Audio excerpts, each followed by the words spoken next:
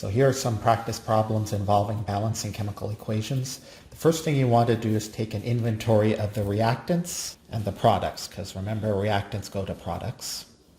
So here in our first equation, we have C6H12O6 reactant going to the product C2H6O plus CO2, carbon dioxide. So our goal here is to balance this, in turn making sure the number of atoms in our reactant side is the same and is accounted for as the number of atoms in the product side. And we'll do the same thing on the product side, knowing that they have to balance out and equal out at the end. So here on our reactant side, we have 6 carbons.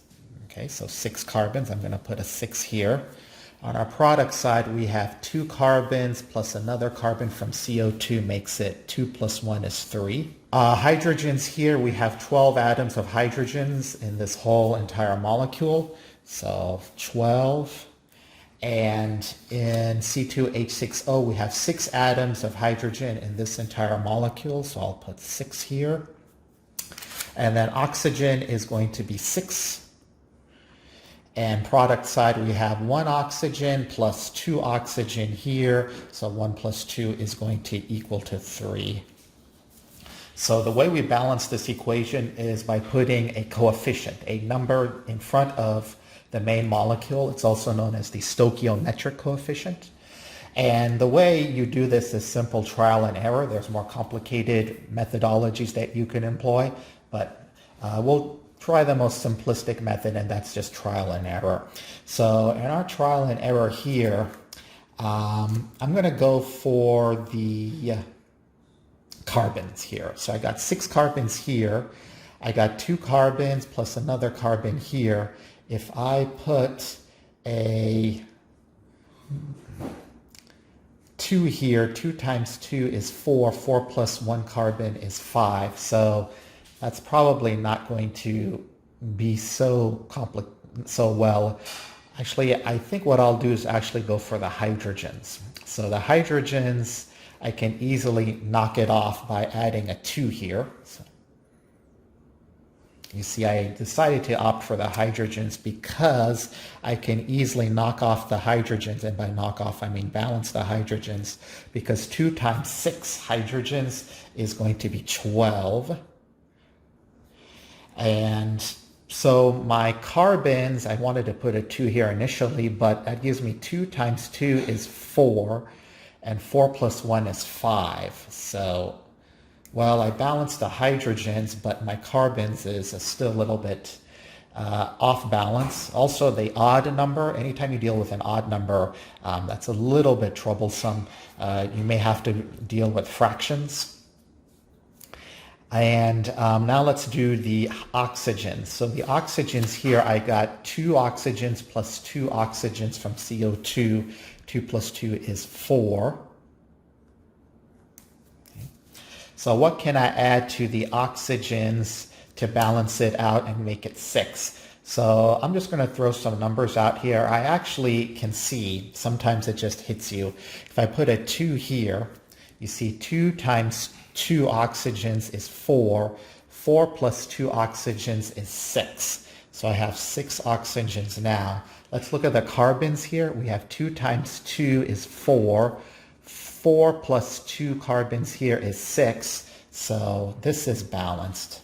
Okay. So my correct balanced equation is 1 C6H12O6 goes to 2 moles of C2H6O plus 2 moles of CO2. So 1 mole of this goes to 2 moles of that and 2 moles of CO2. Okay, let's do another example here. This time we have CO2 and water going to C6H12O6, which is actually the glucose molecule, and oxygen.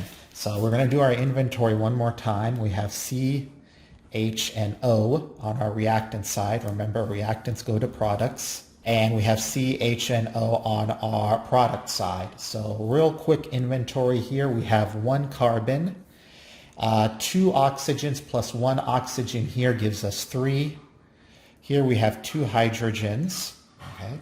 And here we have 6 carbons, 12 hydrogens. Be careful now. 6 oxygens plus 2 oxygens gives us a total of 8.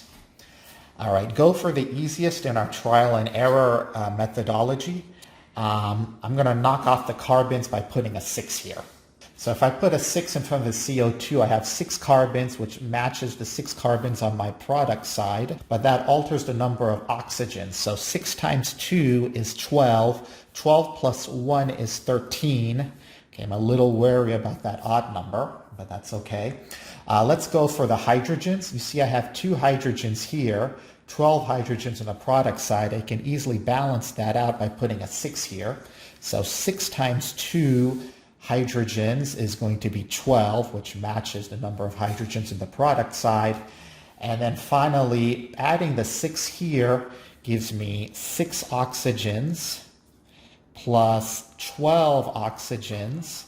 So 6 times 2 is 12. 12 plus 6 is 18. So I'm going to have 18 oxygens.